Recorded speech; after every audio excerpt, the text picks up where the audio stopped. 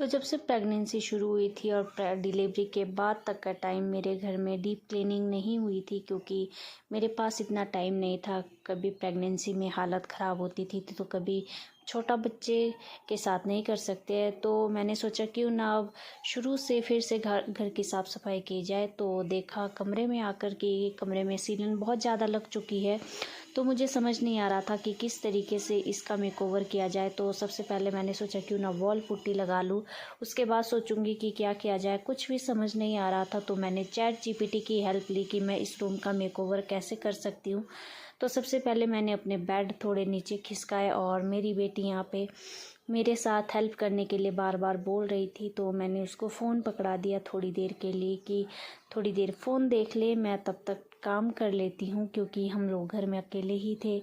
तो मैंने सोचा क्यों ना घर में थोड़ा काम कर लूँ। तो इस एरिया में सीलन आती है और छोटे छोटे मच्छर लगते हैं। तो चैट जीपीटी ने कहा कि वॉलपेपर यहाँ के लिए सबसे सही ऑप्शन रहेगा। तो मैंने जो चैट जीपीटी ने मुझे वॉलपेपर दिया, मैं आपको दिखाती हूँ कि मेरे वॉल मेकओवर के लिए उसने वॉलपेपर दिया, वो मुझे बहुत ज़्यादा पसंद आया।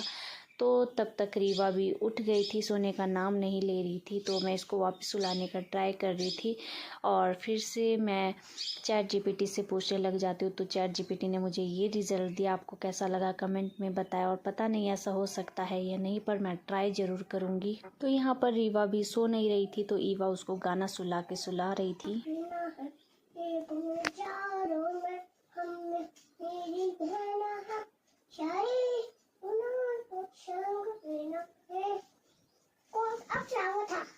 तो दोनों बहनों को नहलाने के बाद लंच करा के मैंने सुला दिया था और फिर से मैं साफ़ सफाई करने लग गई थी, क्योंकि मैंने बॉल पुट्टी लगाई थी और उसको साफ़ भी करना था, नीचे गिरा हुआ था।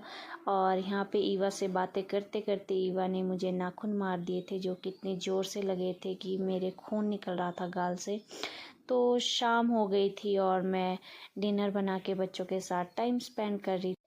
तो सारे बच्चे टीवी देख रहे थे और इसी के साथ ये है मेरा छोटा सा मिनी ब्लॉग। अब मेरे साथ बने रहिए और मेरे मेकओवर में हेल्प कीजिए कि मैं और क्या कर सकती हूँ इस रूम के लिए। तब तक के लिए बाय बाय।